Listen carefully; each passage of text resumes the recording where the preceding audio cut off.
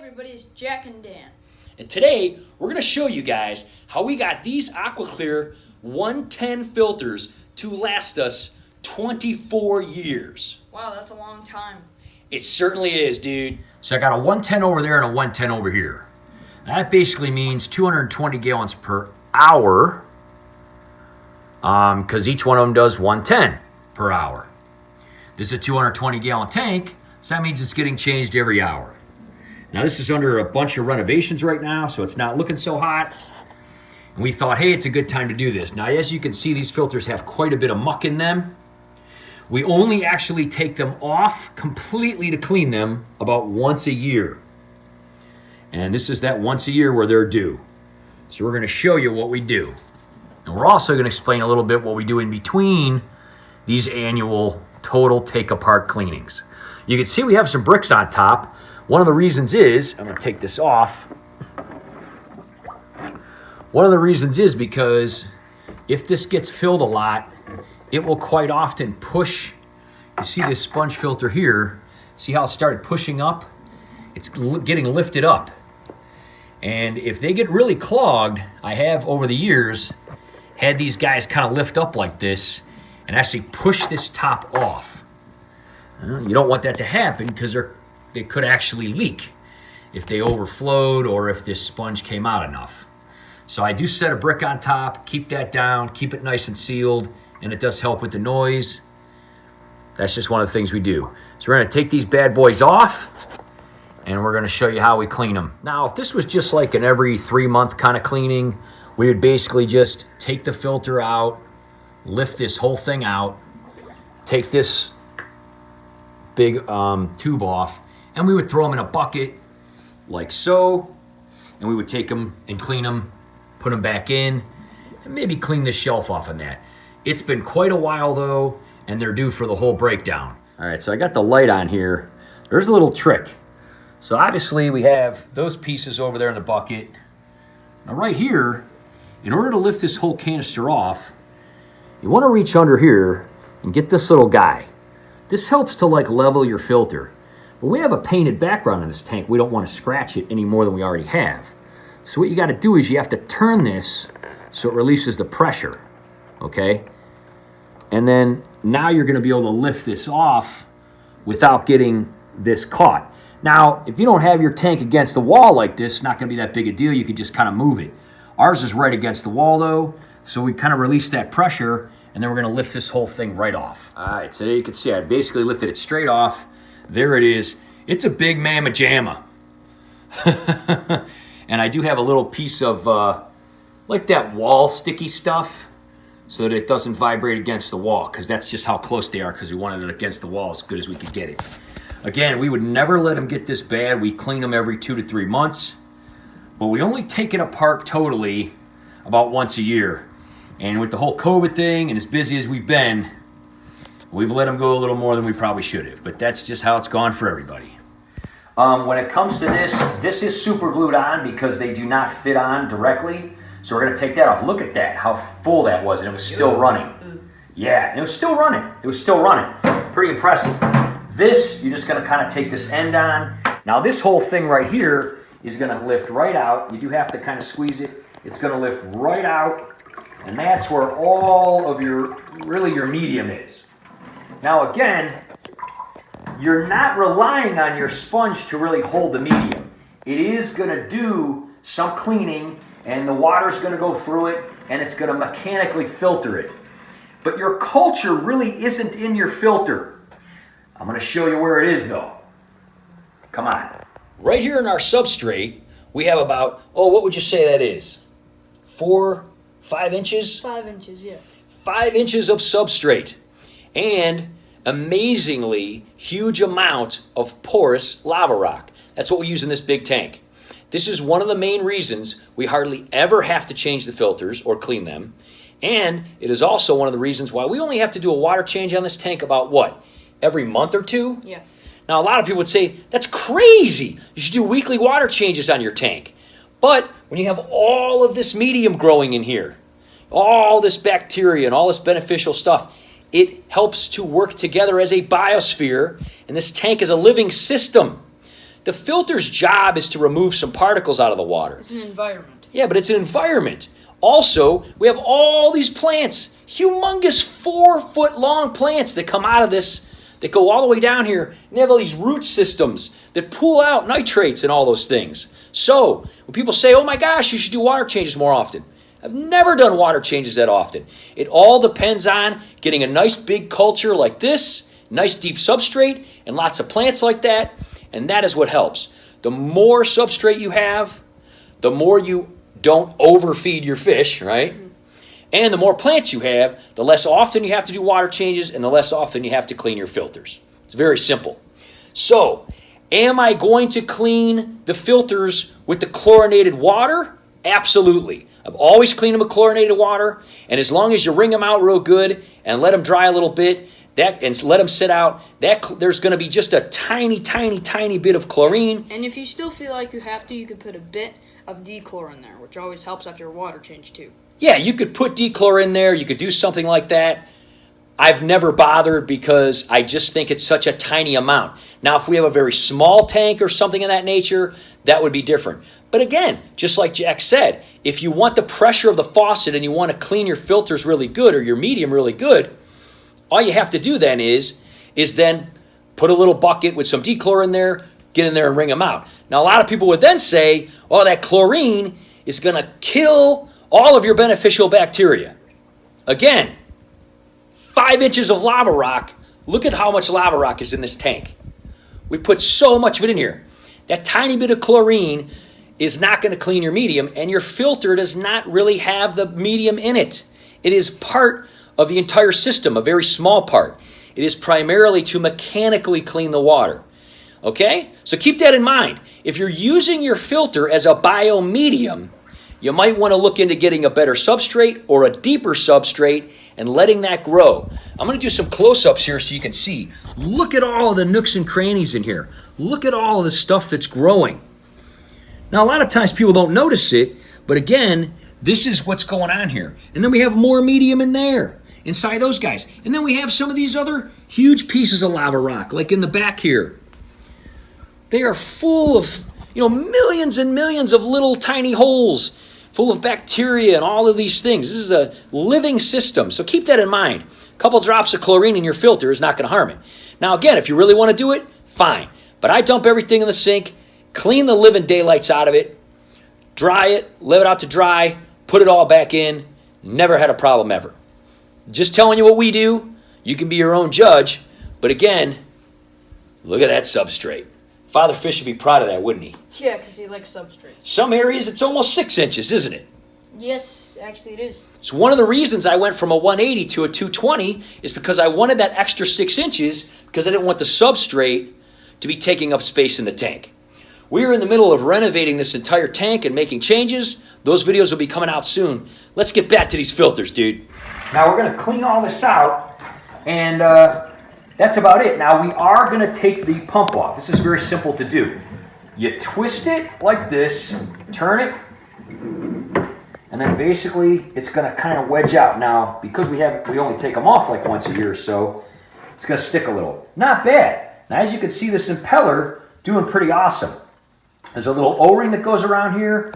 We do have extra O-rings, and if we ever get a leak or anything, which we never have, we just replace it. What I do is about every 5 years or so, I just replace the O-ring. It's like 99 cents. Now, as far as these impellers, you'll notice that this will come off of here, all right? These pretty much will last you forever. Now, if you do have some sand and some bits of those things get in here, it may kind of cause it to grind down a little bit and get a little noisy. If that happens, you could buy one of these for a few dollars. This is the part that's very important. This is the actual shaft that goes on here. Now, about every 5 years or so, you'll notice that it's starting to get worn away down here where the impeller was, and up here where the impeller doesn't touch, it's thicker and fatter.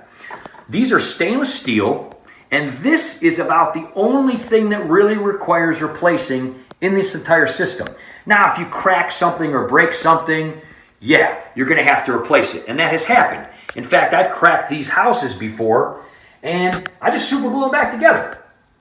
They're made of very thick plastic. They're super easy to maintain, and many times I've cracked them when I'm cleaning them, I just super glue them back together, make sure they don't leak.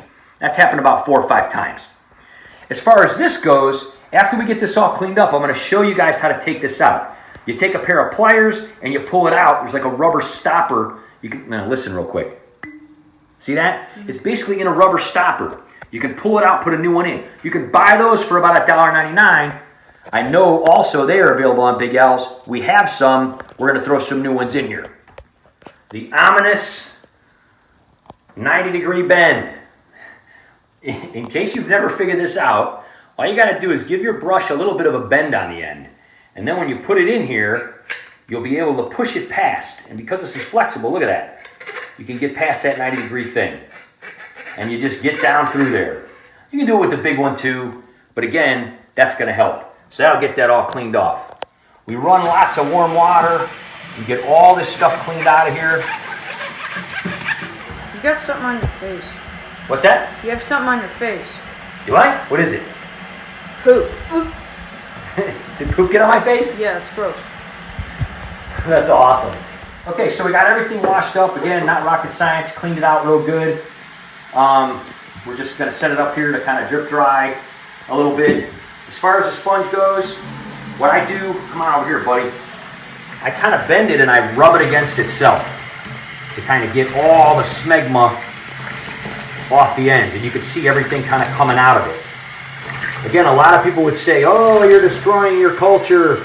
If you don't have any substrate in your tank and all the substrate is in your filters, then yes, you're going to want to be careful.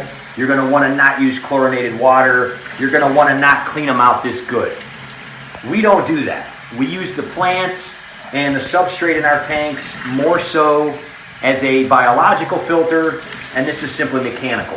So in order to clean these less often, we clean the dickens out of them. I squeeze these and I rinse water over them until nothing else is coming out but clear water.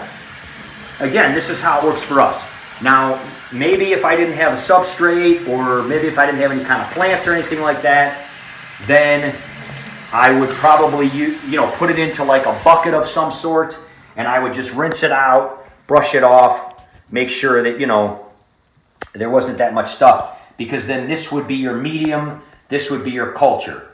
We just don't do our tanks that way. It's just not really how we do our tanks. So that's the only difference. But we just want to not have to clean them for another 3 to 6 months. We do take this out, clean it about every 3 to 6 months. We take the whole entire filter apart about once a year. Okay, guys, I'm going to show you how to do this little shaft thing here real quick. So if you look down here, put it on the white so you guys can see really good. This is an awesome one that I actually kept. Look at this one. Wow. So this is what the new one looks like. It comes in the package. It's just a big stainless steel shaft, costs about $2 or $3. I got these at Big Al's. You can order them from, Aqua, Hagen. I mean, whatever. There's lots of places you can search the internet for them. This is one that I had on there for about 10 years. Look at that, how that wore away. So what that basically means is this little motor that was on here, look at this, guys.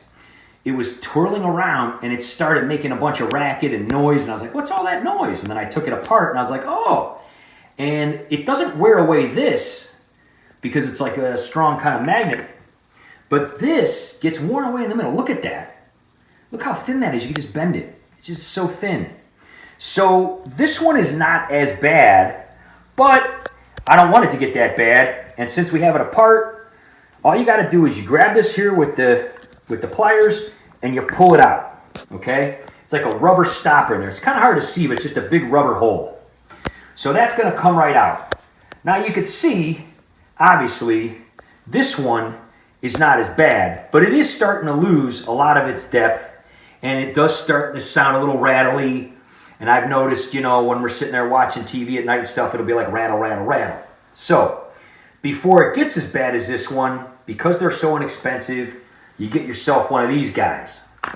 So you take this little doodad right here.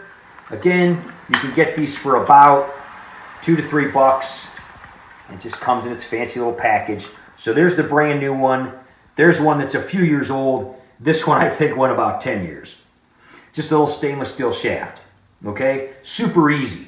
Now what you do is you take it, you push it right down there in the middle. There's a little hole. And honestly, you can just shove it in with your hand. If you want to make sure it's in all the way, you can kind of push it down on the counter, but you can tell right away it's in there, okay? Look at that. All right? Good as new. That is about the only part that's ever going to go bad on these pumps.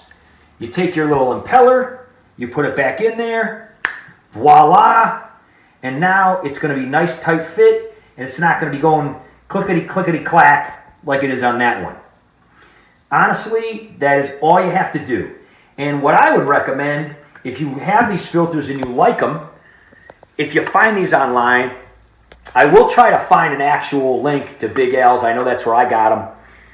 You know, if you need something, like you're ordering food or you're ordering something, and you've got like maybe 1 or 2 of these pumps, just get like 2 or 4 of these, you know, $10, add it on your bill, throw them underneath your tank, and then you're ready to go. Next time you do your big change, if you notice this guy getting real thin like this, just pull it out, toss the new one in. That is going to buy you another easy 5 years or so of time in there.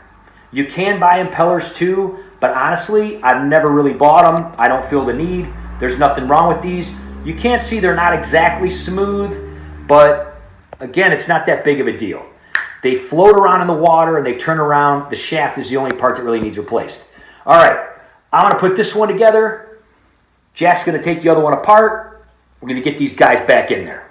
A lot of people are going to say, hey, where's all the other stuff in here? Where's your bio balls and where's your, you know, all the mesh and the charcoal? Again, we don't use our filters for our bio filter, for our bio system. We have our substrate and our plants for that. This is only a mechanical filter. We want our flow to be as fast as possible to filter as much water and particles as possible. So we only have the sponge. We push it down all the way. The water comes in here, goes down. You can see this little channel, goes down here, underneath here, through this sponge, and then back out here into the tank. It is only used as mechanical. If you want to use it as biological, you can put more stuff in here. I've even seen people just double up the sponges. They just take 2 sponges and they go 1 sponge, 2 sponge. I've seen people put the charcoal. I've seen people put the big white knobbies and all those things. If you want a clear bottom and you don't want substrate, again, you can add more things to here, but here's what's going to happen. You're going to need to clean them a lot more often. Yeah. So if you really, really want a clear bottom tank, you don't want substrate, you can do that. If you're relying on your filter to be a biological filter. No plants too, you're going to have to clean it a lot more. You're going to be cleaning. You're going to be cleaning. So that's not what we want to do. Like we only use these for mechanical.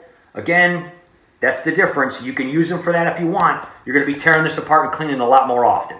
Take a big old cup like this, scoop out some water here in the front, and you're going to pour it in here in the back.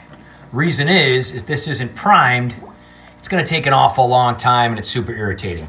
It's only going to take, well, I mean, it holds almost a whole gallon of water actually, but as long as you get it about at least half full, you know, you got a big old Cavalier's cup or something like this, pour a couple of these in, and then turn it on, and it's going to start chugging right away. We got our lid on, throw our little brick on top, up against our little water flow. Jack's going to turn it on, and you can see the water there is trying to prime itself. Because we filled it, and because the water's pretty high in the tank, it's going to probably prime right away. You can see that dumping over there. It does take about still a few seconds, but if you don't fill it, it'll take forever. Just fill it up, and you'll see that come flowing right out of there like Niagara Falls. Look at that, right away. Now you can also tell, because we did replace that little piston, I'm going to put the camera right up to that. Look how quiet that is. No rattling coming out of that motor, okay? So if you do that every few years, you're going to be fine. And all you're going to hear is the wonderful sound of your amazing filter. Now, again, we're working on this tank, and you know, the water's down and all that, but of course there's a big piece of zucchini the fish are eating. But you can see there, that is quite forceful coming out of there, okay? And it'll keep that flow for quite some time. Easily a month or two. And then if this stuff gets to get clogged up over here, you can just take the pipe off and do it, take the sponge out and do it. You don't have to take the whole entire thing off. It's just that once a year or so, we just want to take the whole thing off and inspect it, make sure the seal's good and all that. And that's something. And it does give you quite a bit of aeration too, depending on how high your water is. Normally we're full all the way, you're not going to get this many bubbles. So we're going to go ahead and do that one on the other side. Well, you got a mask on, dude. You're not going to get COVID from the fish tank. Because I don't want to get poop on my face like you did. It's just one of the casualties of war, being a fish keeper, right? Yeah. Jack got this one out. This one was actually a little bit worse on this side. Again, not horrible, but starts to jig-jag around a little bit, jingle-jangle. Put the new one in there, super easy. And we'll put that shaft on there. It's good to go for another few years for only a couple bucks. All right, so second one's done. Failed to point out, this is one of the areas where this did crack before. I was just cleaning it and it cracked, so I super glued it. It's never been a problem since. Got it together, put super glue on either side. It's never leaked or anything. It's all primed up, full of water. Jack's gonna turn it on. We got the lid on. We got the brick on. Again, these are just things that we suggest. So the ones over there are rocking hard already. This one's gonna probably get going any second here. Again, you know, I don't know, maybe it took 45 minutes or so, but it's not very often. And that thing is just crushing. And again, you can tell because we replaced that shaft, really no noise at all coming out of there. No noise at all.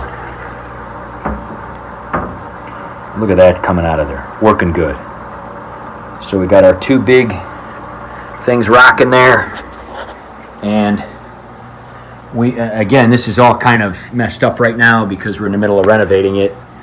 We're going to be redoing this aqua cave like we've been talking about. We just wanted to do a little thing on the filters because people have been talking a lot about these filters. Those big glass shelves are going to be going on top of here. That's all going to be coming off. It's going to be a little bit nice and neater, just to kind of get things rocking. The bamboo's doing fantastic up here. And we found this bromelade, unfortunately, that we had up here. We took out in the sun one day. We were working in the yard. Said, let's give these guys a little bit of sun. We got busy. We forgot about them. They got fried. You know, came walking back to the picnic table after we were working in the back of the yard, and they got fried. So luckily, Mark's had a different kind of bromelade, but similar kind of thing. Very awesome matching colors to our wonderful fish here. And they were like $4 in a little clearance area. So we just threw them up there. They look pretty awesome. So we got the bamboo, we got the bromelades. They match the fish so perfect. The pots aren't perfect match, but they were pretty good. You know, all right. So anyway, that's that. It's looking pretty bad. The filters are gonna totally clean it up. We're gonna take this water down. We're gonna redo this aqua cave a little different, move some other stuff around, and fill it back up. And we also have some new lights we're gonna be putting on here and some all kind of other stuff. That'll be next time though, right, kiddo? Yeah. So awesome job this time. We'll see you next time. Let us know in the comments if you have any questions. We will put links in the description about all these pieces and parts. We love these filters. We think they're fantastic. We think they crush. Bought them for about 70, 75 bucks 24 years ago. We just did a tour of our LFS, right? Yes. And they were in our LFS for $69.99. Yes, they were. 24 years later, like the same price. It's amazing. So very cool. I mean, honestly, I'm glad I kept them all these years.